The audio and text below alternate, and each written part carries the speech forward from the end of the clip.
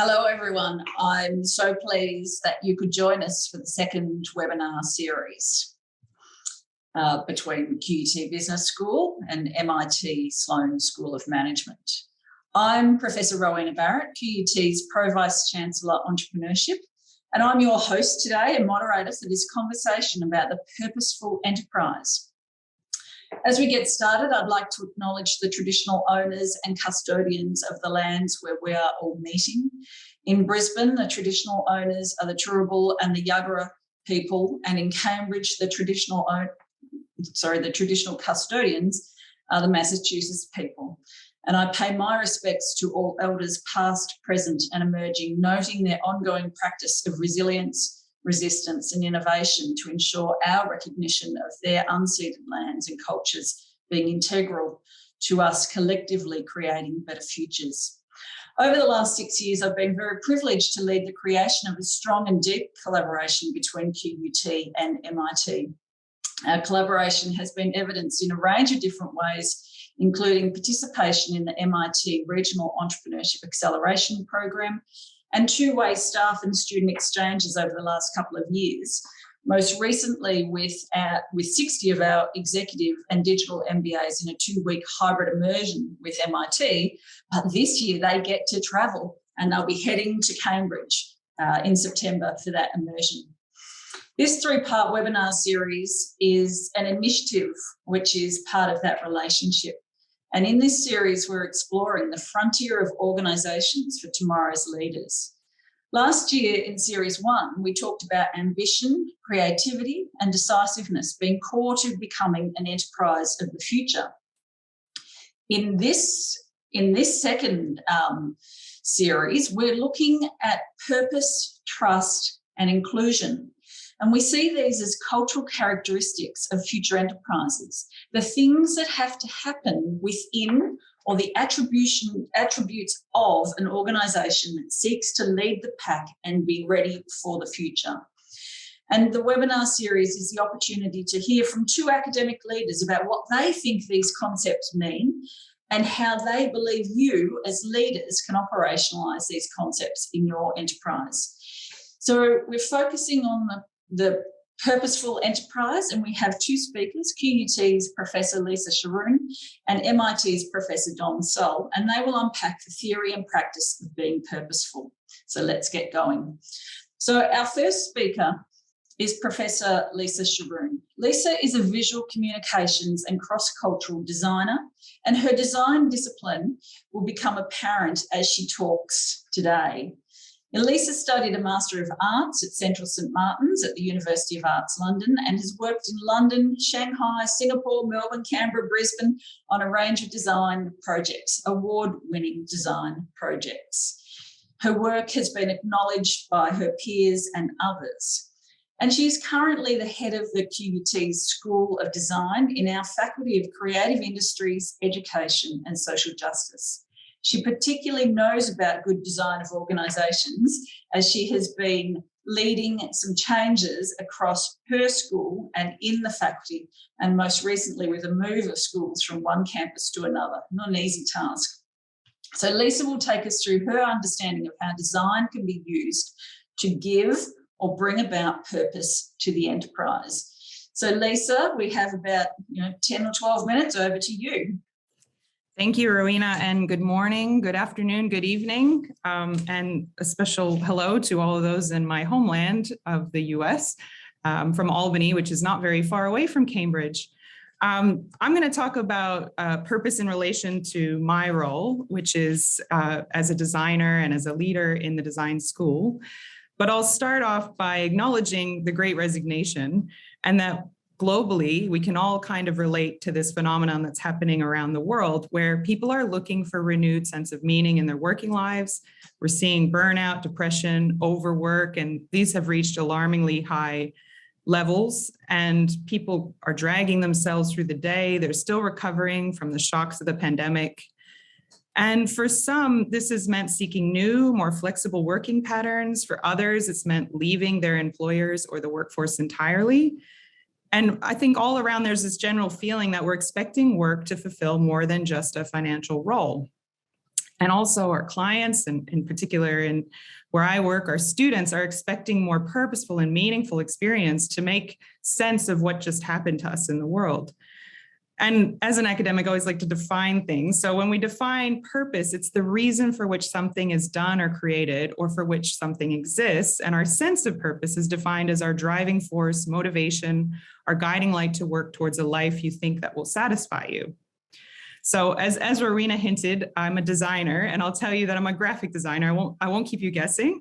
I've trained as a graphic designer.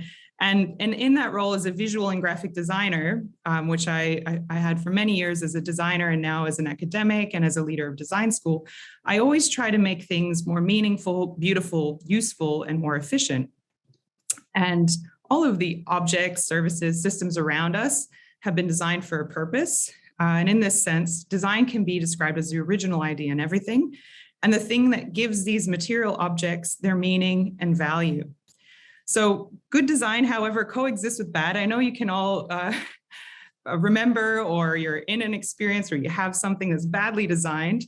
And our understanding of design can be based on the usage of a poorly designed system that we're slow to change because it's familiar. So even though we know it's bad, it doesn't work, we just want to keep it going because it's so familiar to us. So the role of a designer is to challenge these poorly designed systems and objects and processes to try and iterate solutions to issues within them. So often the client, user, society that we're designing these things for, they didn't know the core of the issue, or they're too close to it that they don't know how to address it. And I'll give you an example from a famous type designer who graphic designers always know. These people that no one else knows are our design heroes. Adrian Frutiger, he's a Swiss type designer that created some typefaces you probably use many times, Univers or Avenir, and he explained it, that if you remember the shape of your spoon at lunch, it's the wrong shape. The spoon and the letter are tools, one to take food from the bowl, the other to take information off a page. And when it's a good design, the reader has to feel comfortable because the letter is both banal and beautiful. So this is how design provides purpose. Design at its best is invisible to you. It's so easy and intuitive that you don't have to think about it when you're using it. And that's why design is beautiful and banal, and they make the world more functional, these beautiful and banal designs, and thus more purposeful. So the topic of our chat today is purpose in an enterprise, and getting to the point, how can design connect purpose in an enterprise? And I'll give you some examples of some of the projects that we are working on here in the QUT Design Lab, and how we've tried to help big systems, not just the own system that I'm existing in. As Rowena said, we've had a lot of change in our institution and in my school in particularly. But on the side of that, we've also been working very closely with different elements of our own society and community to try to affect better social outcomes. So one of the institutions that we've been working with quite closely is Queensland Health. And as everyone around the world knows, one of the most impacted industries or systems is the healthcare system. And so in 2020, in the height of the pandemic, our QUT Design Lab started a project called HEAL, which stands for Healthcare Excellence Acceleration Lab, with our colleagues at Clinical Excellence in Queensland. And in this project, we were tasked with going into hospitals and clinics to co-design solutions with a range of stakeholders, including clinicians and patients. They posed us a whole bunch of issues that they had. They just existed with these issues. Sometimes there were projects that got stalled, no one had any airspace to deal with them, or they were just poorly designed systems that they really didn't know how to change. So by this process of co-design and working with all the different stakeholders, down to the patients who were, having the direct impact of the poorly designed systems, to the clinicians that had to utilize them to, collect data or to make someone feel more comfortable or to administer their services, we worked out ways that they could affect more meaningful and purposeful solutions that would actually help the whole system function better. So in the first iteration of this in 2020, while we were shifting all our teaching online and restructuring our whole university, we ended up working with 20 projects for 7 hospitals and health services across the state. And we interfaced with over 250 clinicians, consumers, and leadership teams. And the end result were the solutions that we brought new meaning and purpose to the systems and environments in which we worked in. And also this project became an extended project, which we're still working on and actually going beyond the hospitals and clinics. So I'll give you another example of the most current iteration of this project that I'm working on. And it's a very interesting space because it's a space that no one really thinks about and no one even thinks about giving good design to, or even a design eye.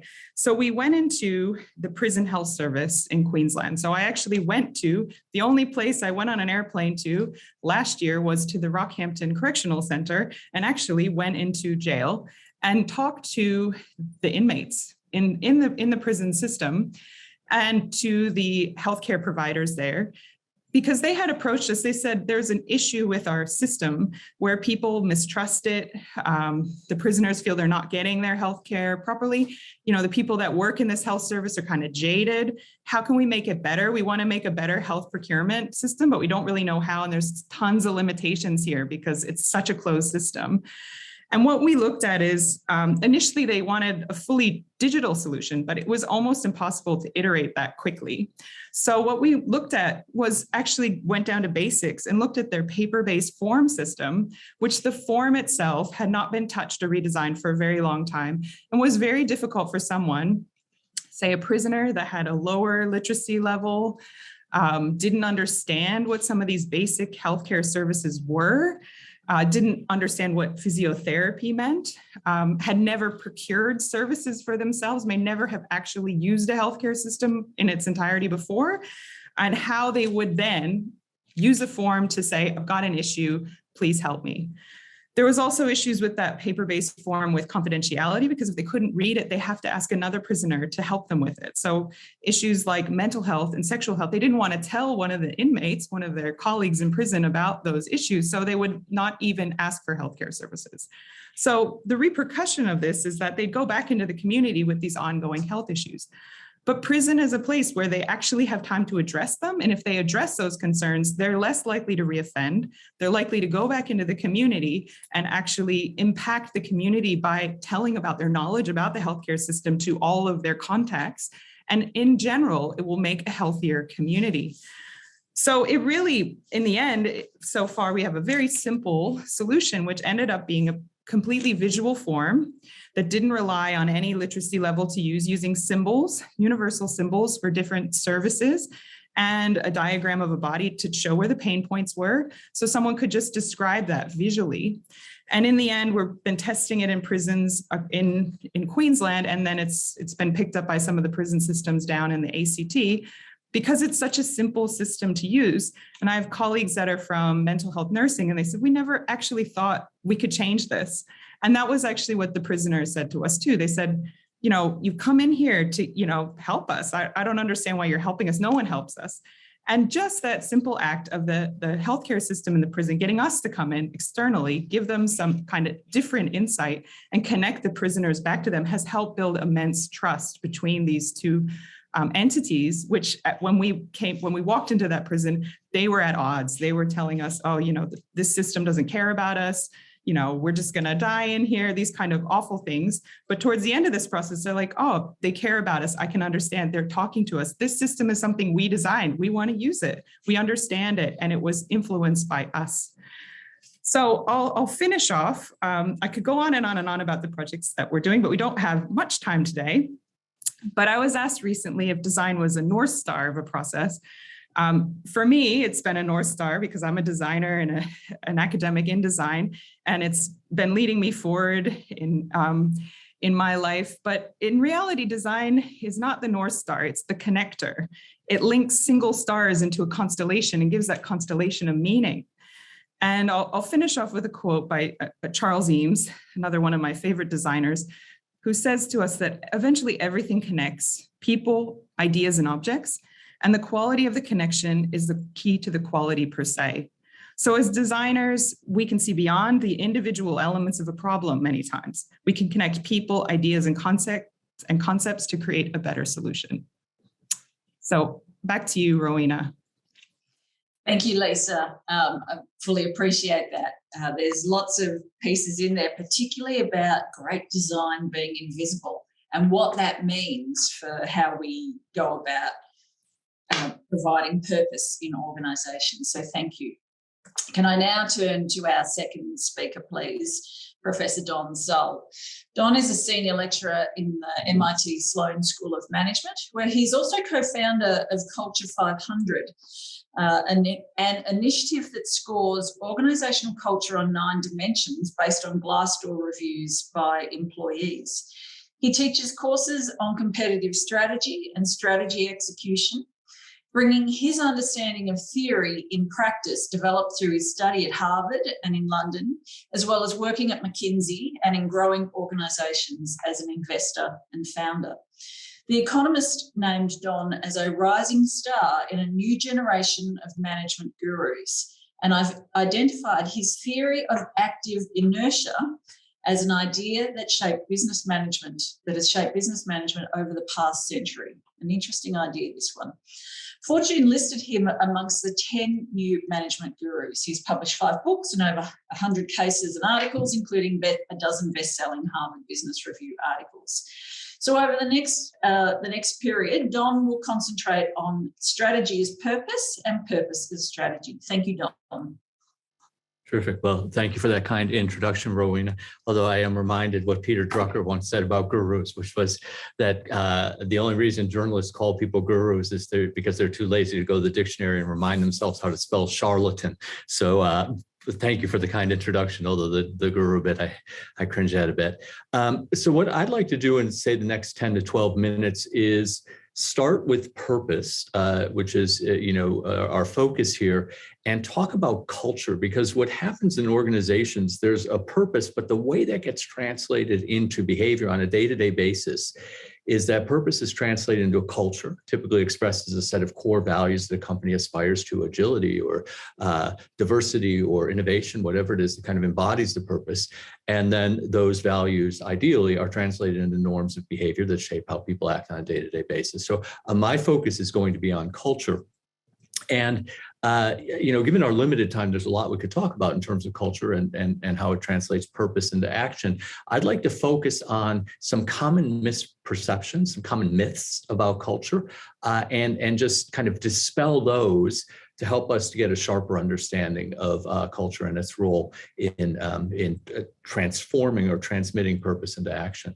So the first thing is, a lot of times, especially these days, people think about culture as a way to generate employee engagement, right? So in the midst of the great resignation, much of the discussion about culture is how do we hold on to our people? How do we attract people? How do we keep them from quitting?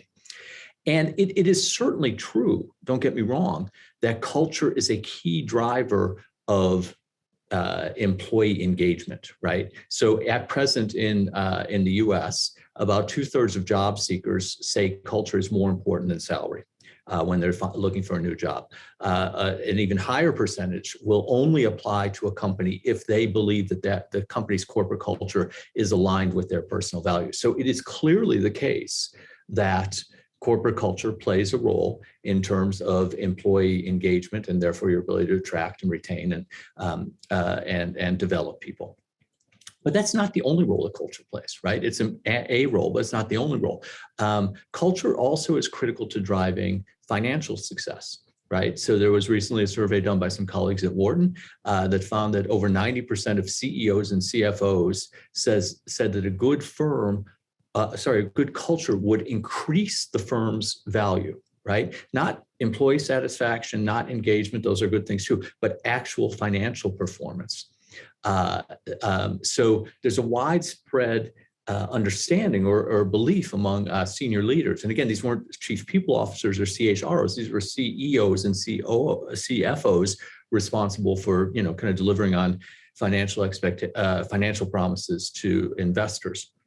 And indeed, I and some of my co-authors did a study of a subset of companies which we identified and called culture champions that did very well on several metrics of culture. And what we found over a 5-year period was that they earned twice the returns of NASDAQ, which is the stock exchange in the US, which has many fast-growing tech-based companies, almost 4 times the returns of the S&P 500, which is the index associated with more traditional companies, and 80% of them outperformed their industry. So yes, culture helps you to attract and retain great people, but it also helps with performance. So when we think about why culture matters, and this links back to the discussion of purpose, one way it matters is for employee engagement, right? And employee experience, that employees love working there, they're engaged, they feel like their work is meaningful, they're more likely to stick around, more likely to put effort in. A second way in which culture matters is organizational performance. So culture can shape an organization's ability to innovate, or to be entrepreneurial, or to be agile, many of the things that our partnership has been focused in on with your students. And then finally, culture can shape an organization's reputation. So I'll take an example, quite a salient example in Australia was Rio Tinto, right? So Rio Tinto very bravely, I think, it has done a terrific job of being very candid about the steps they're taking to improve their culture. But, part of why it's so important for a company like Rio Tinto's culture not to be toxic is that their reputation shapes their ability to deal with governments and secure mineral rights and so forth. So, so culture, yes, matters for employee engagement, but it's much more. A second myth is that, so people say, okay, I got it. Our culture matters. We have a culture. It's right there on the wall. It's our core values. No. Unfortunately not. So along with some colleagues, we did a study of about 600 large, mainly publicly traded companies. And what we found was that over 80% of them listed on their website or their annual report or their 10Ks or other financial reports, a set of core values that they called their official corporate culture. And so you say, oh, great. Well, okay, they have a good, healthy culture. And these are things like integrity or do what's right for the customer or ethics. Unfortunately, those specific examples were taken from Wells Fargo, their website, their annual report the year before they were discovered to have perpetrated the largest consumer fraud in U.S. history. So, at least anecdotally, we see that the fact that you espouse these, aspirational values doesn't ensure that you have a healthy corporate culture. And indeed, in a separate study that I did with some colleagues, we looked at what companies said their values were, and then how employees assessed how well those companies did on the very values that they aspired to, and looked to see how correlated those were in a sample of about 500 companies. And the punchline was zero. I mean, basically, the correlation coefficient between how heavily a company weighted a set of values and how well employees said they did on those specific values that they weighted was hovered around zero. So it is not the case that just because you have core values listed on the wall and in your annual report, that you have a healthy culture that's going to drive purpose for your employees.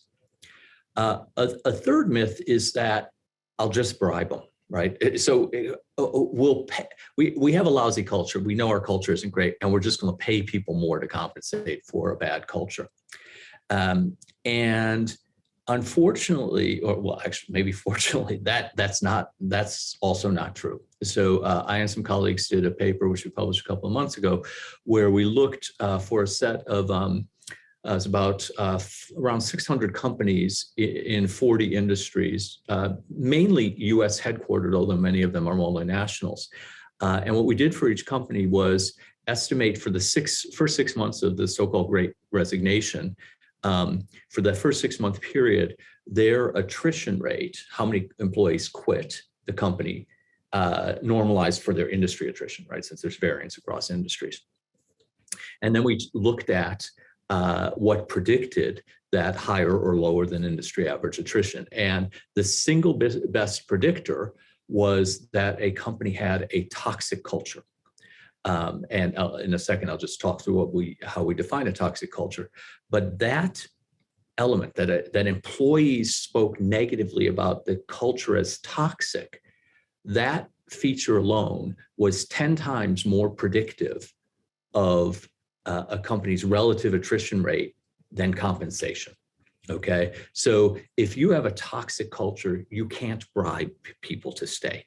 And when we talk about toxic culture, by the way, I think Rowena mentioned inclusion at the beginning of the of our session, we did a study where we looked at basically a sample of around 1.5 million Glassdoor reviews. Glassdoor is an employee review site in the US, by far the most common, about probably has 80% of the market share. And what we did was looked at what predicted, people have an overall rating for the company 1 to 5. And what we're interested in is what leads to really negative reviews, like what predicts really negative reviews, because people grumble about a lot of things. We're too bureaucratic, we're too siloed, we're too this, we're too that. But then they give the company a 4 out of 5 or a 5 out of 5. So yeah, they grumble, but it doesn't seem to affect their rating. But what really predicts very negative ratings, scathing reviews on this Glassdoor site?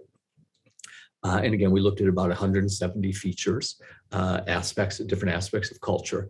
And what we found was that 5, we call them the toxic 5 features stood head and shoulders above the rest in terms of predicting very negative reviews. And then we also saw in a subsequent study that these same 5 were the single best predictor of attrition.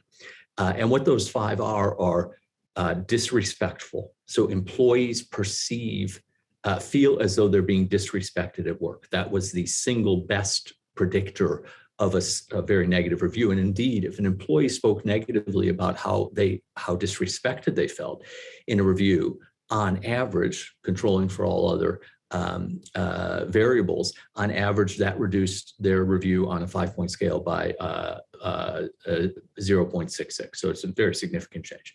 So disrespectful, non-inclusive, and non-inclusive includes things like racial inequity, gender inequity, but also things like cronyism and nepotism that aren't related to the identity of specific individuals, cliques. So basically that people feel like they're not being included, whether it's due to their identity or some other factor. So non-inclusive, unethical behavior, dishonesty, illegal or unethical behavior, also lack of regulatory compliance, which is very closely linked to that. So unethical behavior, what we call cutthroat. So cutthroat is, many organizations, people complain, well, we have trouble collaborating with other, silos and teams. We're a big company, but it's normal stuff. It's hard. You got to work on it. Fine.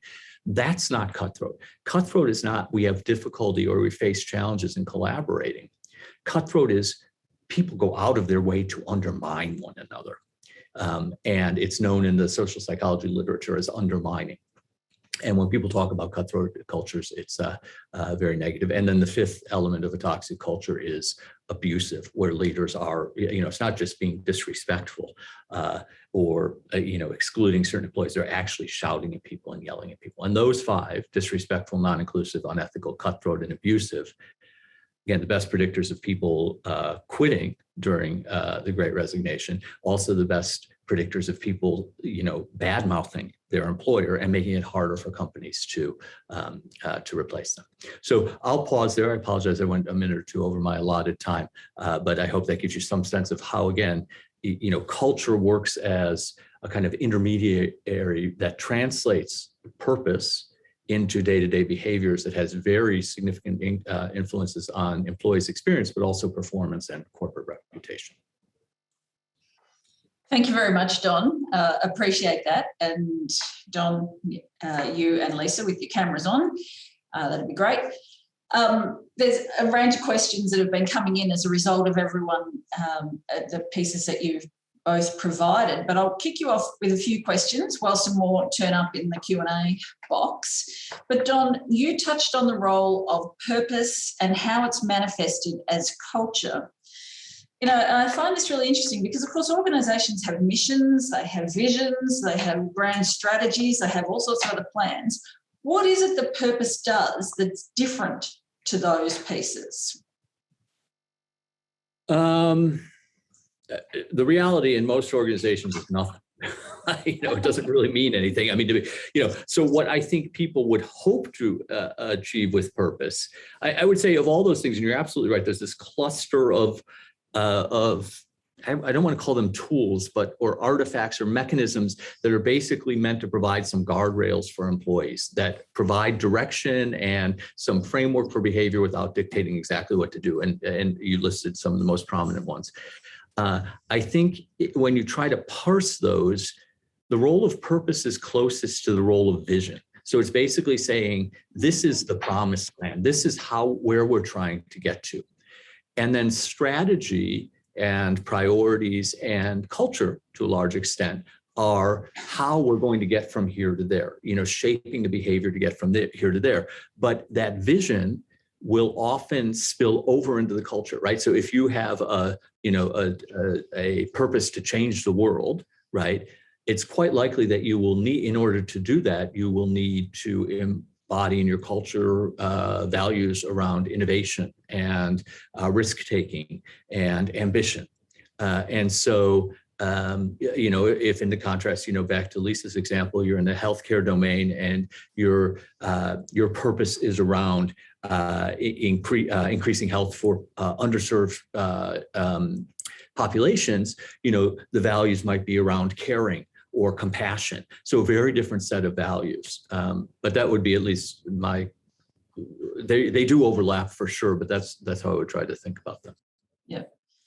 And, it's interesting in the reading prior to, trying to work through this webinar, the reading that I was doing, a lot of perhaps the grey literature talks about purpose being equated with ESG or CSR type elements. And so there's this idea that we move from firms as profit maximising to, and when you maximise your profits, you can create benefits for society. But if we shift that, then the concept of purpose has been aligned to achieving social goals and impact rather than just purely profit maximising. So, Lisa, what would you say then around purpose? Is it bigger than just CSR elements or, achieving your ESG? How do purpose and impact collide? Yeah, it's much bigger than, that's why it's so difficult to change a work culture, as Dawn was saying, because it's not one element. Like, you can become massively profitable, but the people in your organization can be miserable. Or you can think you're having a huge amount of impact, but in the sector where you think you have the impact, the end user, maybe parts of that system are working, but the end user doesn't feel the benefit of it.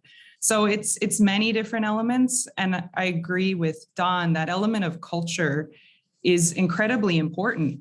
But one, like I'm from Albany, New York, but I've lived in many different places. And I think sometimes in any system, we tend to think, and particularly in our workplaces, that like people will just understand us and they'll just know what we want.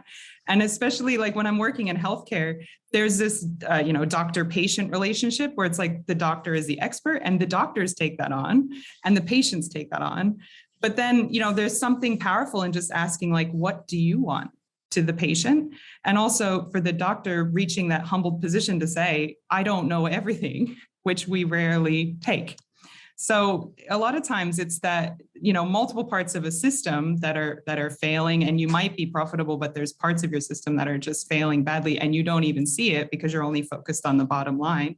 But sometimes it's just the simple conversation of going down to the ground level and asking the people, your end users, your stakeholders, like, how can we improve this in a real genuine sense, not just because you have to tick a box. And those genuine conversations, and then like working with them to design it something better together, helps you come to a better cultural understanding of how you can improve and how people connect with the purpose because they feel a part of it, not just, I work for this great entity that makes a lot of money and that's it.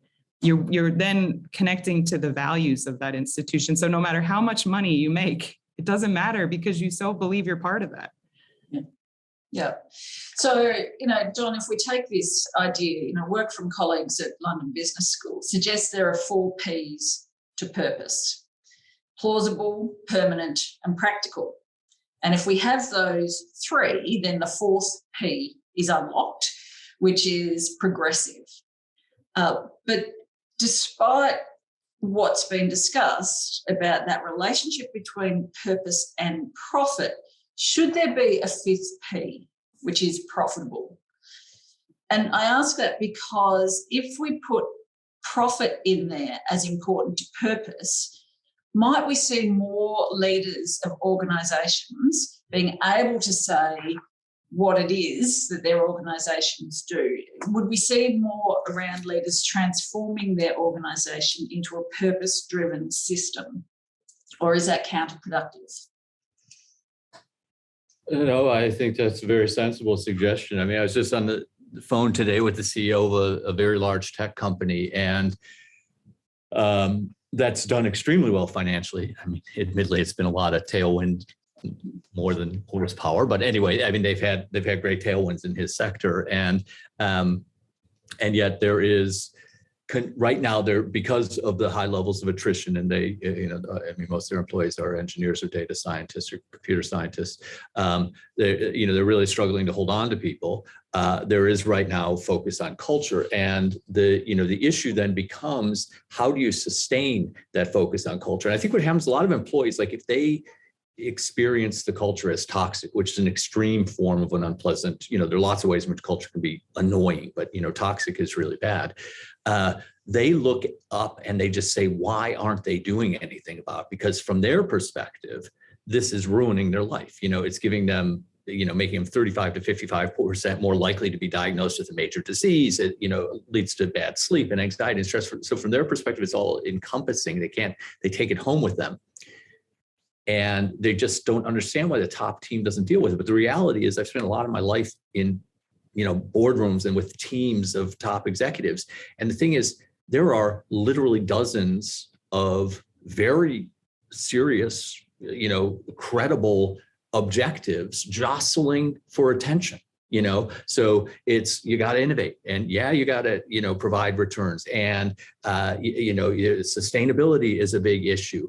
And then, what are we doing about, and then you have the things that just emerged, like, what are we doing about the Ukraine, and what about the pandemic, and, what's happening with, kind of political issues. And so the reality in the boardroom is, there is a lot of competition, not between like silly things and important things, between important considerations. And so the challenge for any of these objectives, purpose being one of these kind of competing priorities, is how do you get on and stay on the agenda, right? It's one thing to, getting on the agenda right now, culture right now with the level of attrition companies is facing, it's not hard, but to change cultures takes 3 to 5 years minimum. And so how do you sustain that? And to sustain that, I mean, maybe I'm revealing my private equity background, but unless there's a story that you can tell the COO and the CFO and your lead independent investor and your major institutional investors about why this matters, you can be well-intentioned, and most executives are, but no matter what it is, it will not stay on the agenda. So I think, part of what I and my team are trying to do is really helping quantify to people, in terms of economic value creation, right? Because that, in the end of the day, if you don't create economic value and you go bankrupt, it doesn't matter what your purpose was, it's irrelevant, because you're not around. So, it's a necessary condition, not sufficient for achieving your purpose. But it's also, I would argue, especially important for keeping it on the top team agenda, to be able to make that linkage to financial performance. And anybody who doesn't acknowledge that, I laud their good intentions, but, kind of look askance at their disconnect from reality. All right, thank you. I think that's quite important. Lisa, I love your concept of design being both beautiful and banal. And I wonder if we apply that to organisations' purpose, being purposeful, perhaps do organisations and leaders in organisations trip over themselves trying to make something really beautiful rather than something that's banal and therefore perhaps almost invisible but felt, felt in a way that we don't rub up against it. What would you think? Yeah, totally. I mean, Don's example of like Wells Fargo saying all these amazing things about what they think they are, but then on the ground level, no one really was actually authentically living those things, because we know what happened. So, you can make a beautiful mission statement or a purpose for your organization, but it needs to be, in the words, banal, so that people can actually enact it and live it. They need to be connected to it to be able to live it. So like, by, someone holding up that kind of level of, we're going to be this, that, and this. When you're creating those mission statements, you think, can we actually do this? Not, am I just doing this because that sounds good? This is what, the young people want. It's actually, can we do this? Can every single person in this institution somehow link to that? And not everybody is going to link to every part of your purpose statement or your mission statement, but they have to embody some of it to want to stay. And inevitably, too, when we're talking about like bottom line, people get, they suddenly go, okay, we're doing well. We don't need to change anything. The product is great. Nokia is the great example of that, where they didn't think they needed to redesign that product. And they actually misinterpreted what people's behaviors are based on their kind of arrogance or assumptions about their own product. And I think culture is something you have to keep working at. Culture is static. It changes all the time. You can't say that Australia of even 5 years ago is the same as it is now. And every time I go back to America, it's a different America because I'm American, but I haven't lived there now for almost 20 years. So I can't assume because I'm from that place that I know everything about it. We have to keep reconnecting. We have to keep thinking about it. But it tends to be like, oh, that culture piece, that, that's not as important as like making profit. And so it's something, though, you have to keep on, and you have to keep interacting with people at all levels so they, you understand where the barometer is, what people are doing, so you can actually affect change. Yeah. And John, there's a question here from Viv about, the artifacts of a good purpose-led culture and how to decipher that early corporate signalling. So essentially, what are those artifacts? What might we expect to see? Well, the proof of the pudding is in the eating. I mean, it's the day-to-day behavior of your employees. That's the only real measure that matters. I mean, if you look at the empirical literature on what are the predictors of a culture, it's very clear, right? So it's basically the two big drivers are leadership behavior, which if you look at multiple meta-analyses and summarize their results, it's correlated with the various measures of culture at about 0.45, which, for these kinds of things is pretty high. And then the other one is the social norms of individual work teams, which is kind of comparably important. And then there's some things about work design. And so it basically comes down to leadership and social norms of teams and that shape how they're working on a day-to-day basis. So those are the things that you're going to look at if you're trying to assess a culture and to understand whether it's really, whether it's walking the talk or not. And there are various tools you can use to do that.